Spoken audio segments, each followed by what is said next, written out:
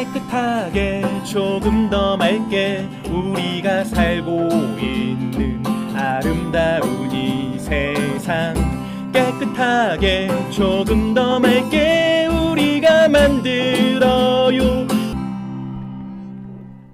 안녕하세요. 장준환의 스펙트럼 10번째 시간입니다. 오늘 아트 앤 비즈니스 인터뷰에서는 플로리다 인터내셔널 유니버시티의 이주명 교수님과 함께 하겠습니다. 세계 각국에서 관광자원으로 마이스 산업의 부가가치를 인식하고 마이스 산업을 국가 전략산업 중 하나로 육성하기 위해 노력하고 있는데요. 오늘은 이 마이스와 컨벤션 산업에 대해 이야기를 나누어 보려고 합니다. 네, 오늘 이 시간에는 이주명 교수님과 함께 하겠습니다. 안녕하세요, 교수님. 예, 안녕하세요, 장 변호사님. 저는 플로리다 인터내셔널 유니버시티에 있는 이주명이라고 합니다. 저희 학교는 플로리다 11개 주립대학 중에 하나인데요.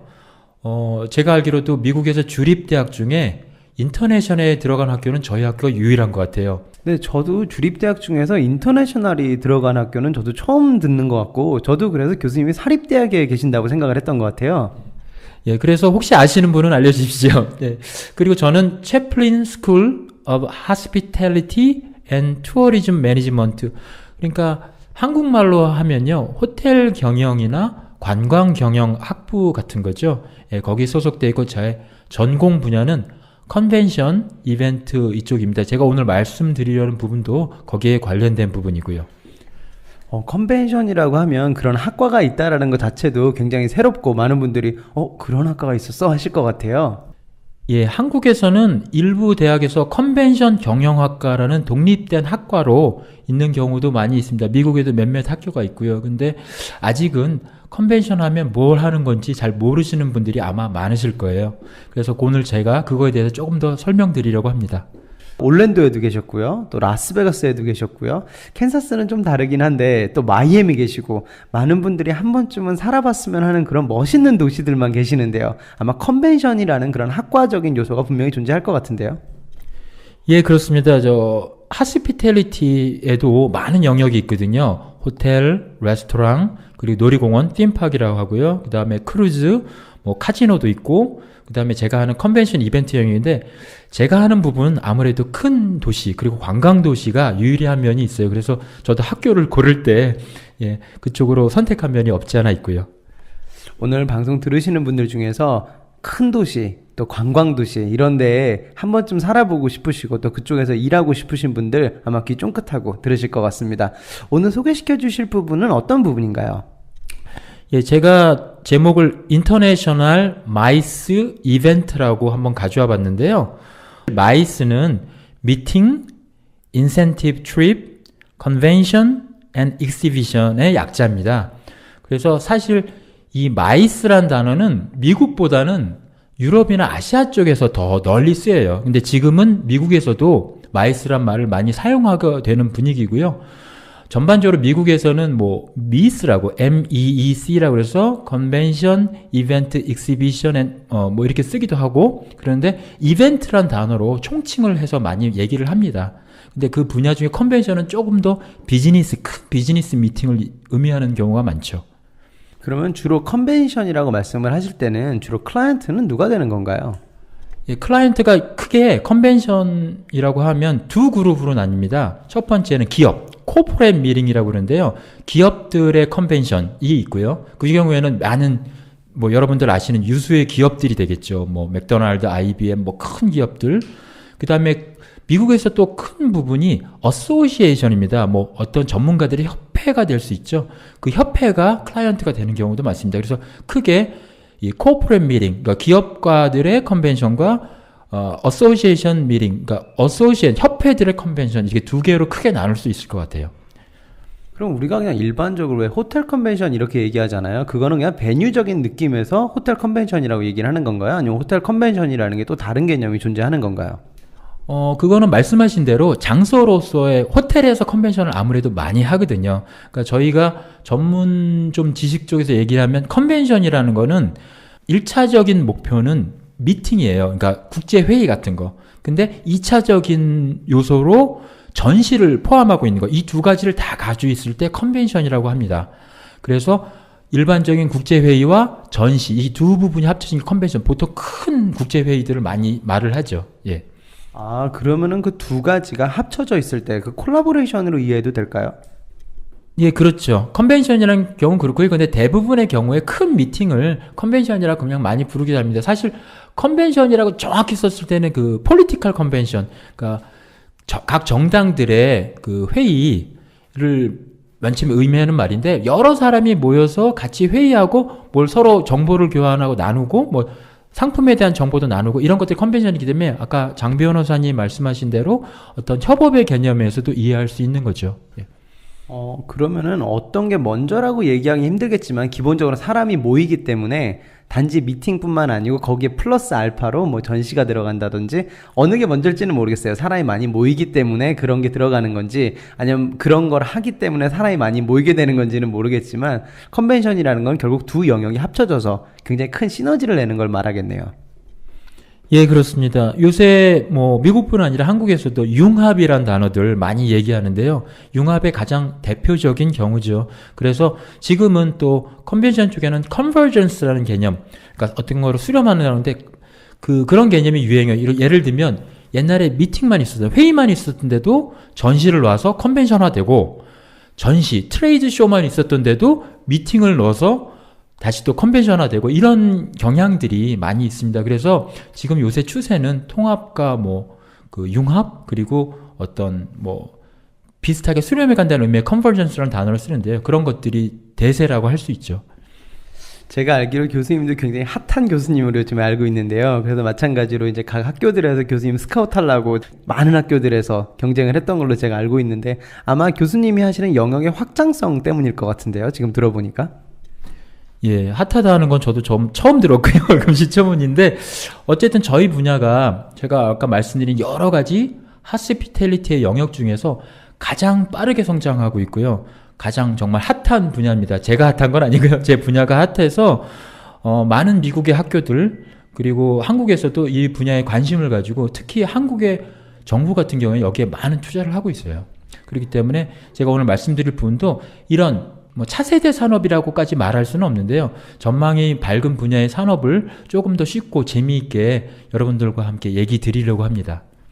네, 그럼 오늘 준비하신 마이스 한번 시작해 볼까요? 예, 마이스는 그러면 마이스가 뭐냐?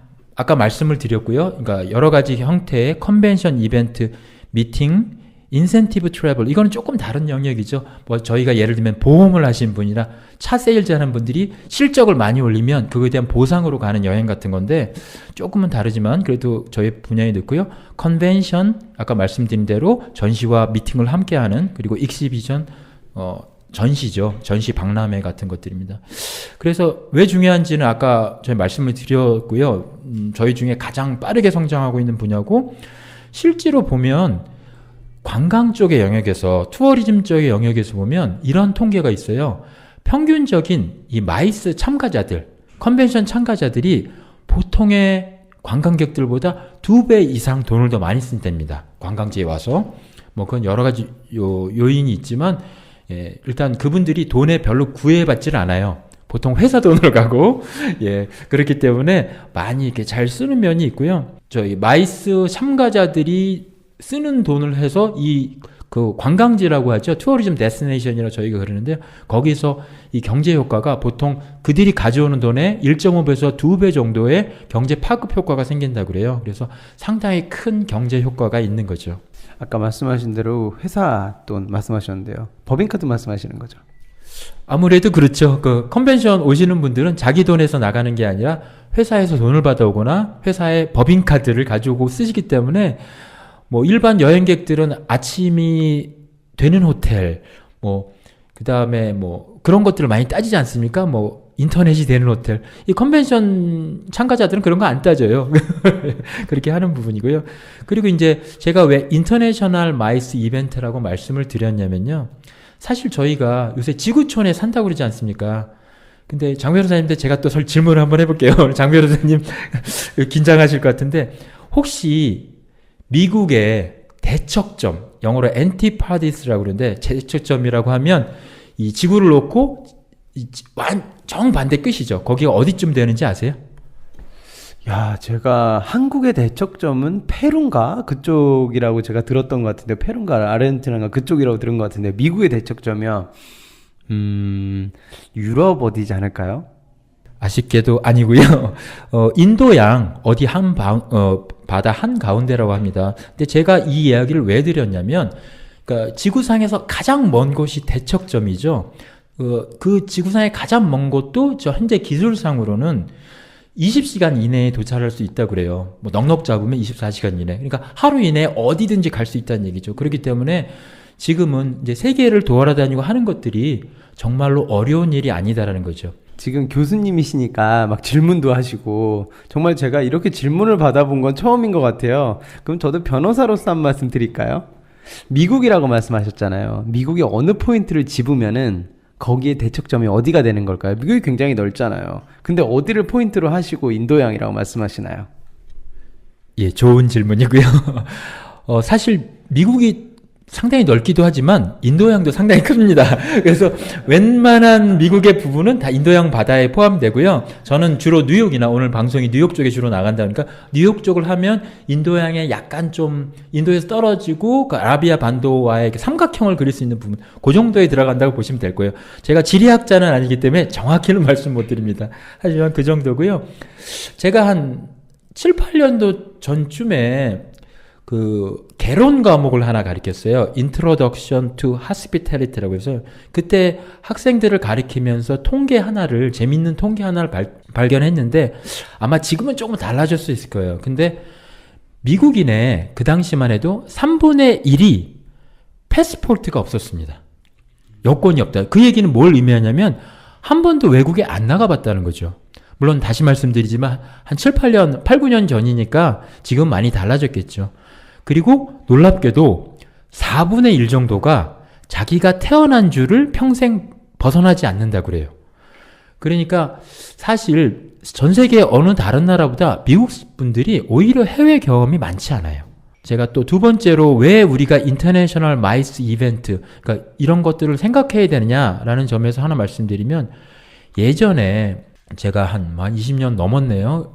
그 한국의 대우라는 그룹의 회장님이 세상은 넓고 할 일은 많다라는 책을 쓰셨어요. 상당히 베스트셀러가 됐던 건데, 그런 것들을 보면 우리가 사실 미국이 큰 나라고 하지만 좀 더 눈을 돌려보면 얼마든지 기회는 더 많다라는 것들, 그런 것들을 이제 말씀드리고자 그런 얘기를 좀 꺼내봤습니다. 예. 그러면 국제회의, 그러니까 인터내셔널 미팅은 보통 한국말로 번역하면 국제회의가 될 텐데요. 이게 기준이 뭐냐라고 궁금하실 거예요.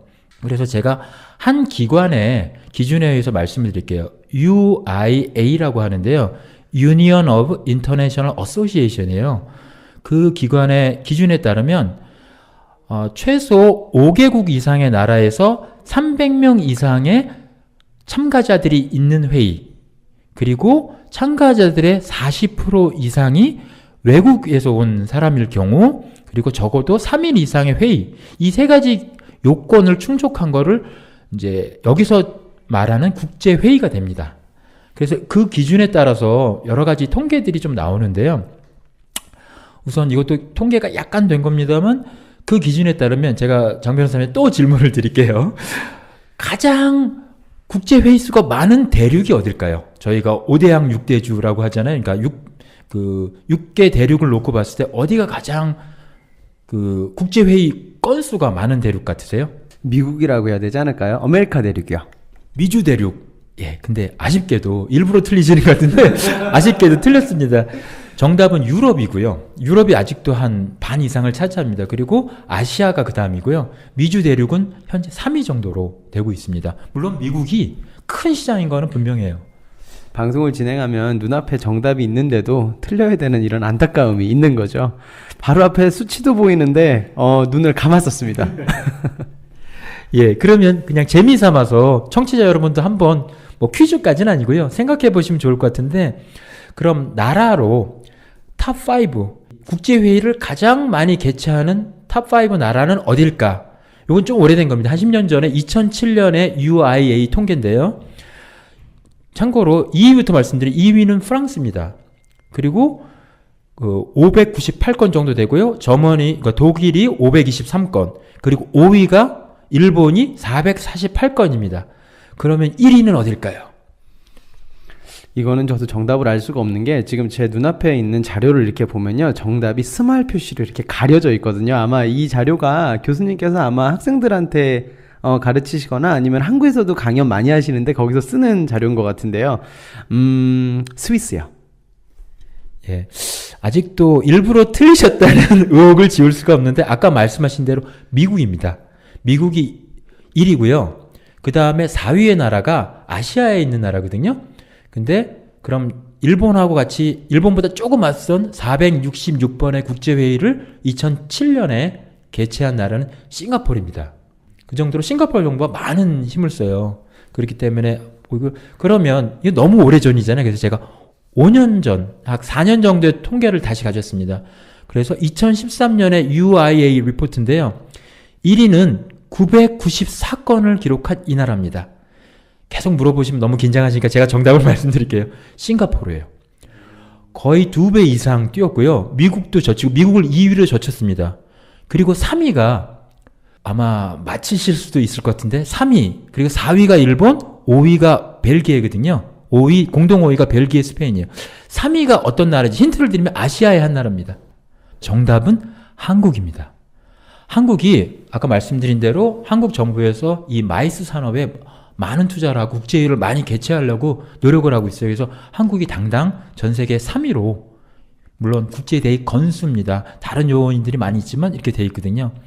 그러면 장 변호사님 별로 재밌어 보이지 않으신데 도시로 한번 넘어가 볼까요? 자, 2007년 통계입니다. 다시 2007년 통계 때 1위 도시로 탑 10 국제회의를 가장 많이 개최한 도시 탑 10인데요. 1위가 보시면 466건의 국제회의를 개최한 도시가 있습니다. 아마 장 변호사님이 눈썰미가 있으시면 맞추실 수 있을 것 같은데요. 오늘 너무 못 맞히다 보니까 이게 자신감이 떨어지는 것 같아요. 이게 좀 어느 정도 맞히는 맛이 있어야 되는데 이번 거는 정답이 구름으로 가려져 있는데요. 글쎄요. 굉장히 많이 한 건데요. 2007년 통계니까 틀려도 되잖아요. 지금 많이 바뀌었을 것 같은데요. 힌트를 좀 드릴까요? 여기 탑 10에 들어가 있는 도시 중에 6개가 유럽에 있는 도시입니다. 그 다음에 3개가 아시아, 그리고 1개가 미주 대륙에 있어요. 그 2위는 파리, 프랑스 파리고요. 그 다음에 비엔나, 브뤼셀, 제네바, 바르셀로나 순입니다. 그리고 제가 또 7위를 가려놨죠. 그 다음에 8위가 도쿄, 9위가 또 가려놨습니다. 그리고 10위가 마지막으로 네덜란드의 암스테르담이거든요. 자, 1위 466건. 그러면 어디선가 혹시 보신 기억이 있는 숫자가 아닐까요? 아까 말씀하신 것 같은데요. 어딜까요? 청취자분들 아시나요, 혹시? 보시면 아마 아시아의 도시 중에 하나일 것 같은데요. 정답은 싱가포르입니다. 싱가포르가 엄청난 투자를 하고 이 당시에도 도시로는 1위였어요. 왜냐하면 싱가포르가 도시이자 국가잖아요. 그렇기 때문에 그렇고요. 자, 싱가포르가 그렇게 투자를 하게 된 이유가 아까 말씀하신 컨벤션 효과라고 우리가 얘기해도 될까요? 그 부분은 사실 우리가 정치학에서 많이 얘기하는 부분인데 아까 말씀하신 그런 경제 파급 효과 그런 부분 때문에 싱가포르이 아마 이쪽에 많은 투자를 하게 됐었던 걸까요?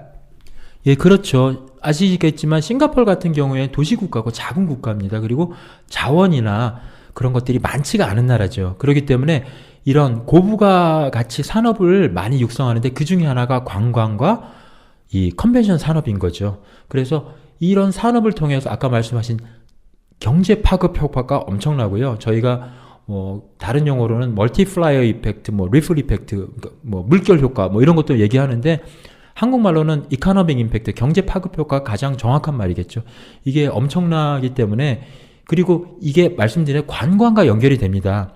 제가 아까 말씀드린 경우도 이 사람들이 낮에 9시부터 5시, 9시부터 6시까지는 회의를 하겠죠. 컨벤션이나 전시를 하겠지만 그 이후에는 관광객화 되는 거잖아요.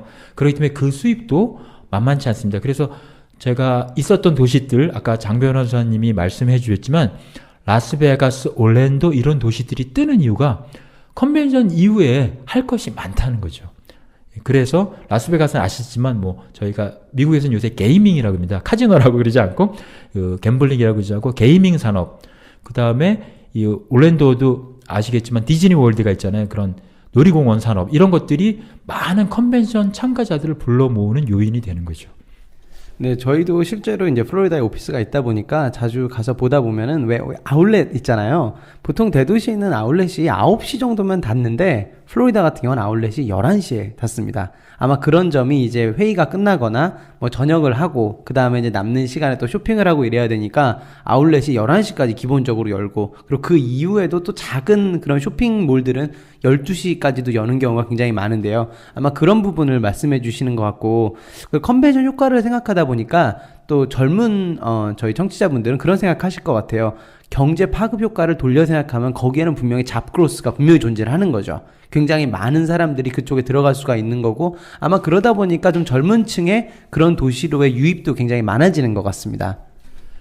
그러지 않아도 제가 그 부분을 말씀을 드리려고 그랬어요. 왜냐하면 이런 미팅 산업, 저희 컨벤션 산업이 저희가 컨벤션 효과라고 말을 하면 한국에서는 그 정치적인 컨벤션 효과 많이 얘기해서 제가 뭐라 그러나 바이어스가 생길까봐 그렇게 얘기는 안 드렸는데 이 컨벤션 이벤트 산업의 경제 파급 효과가 얼마나 대단하냐면요. 이건 2011년 통계인데요.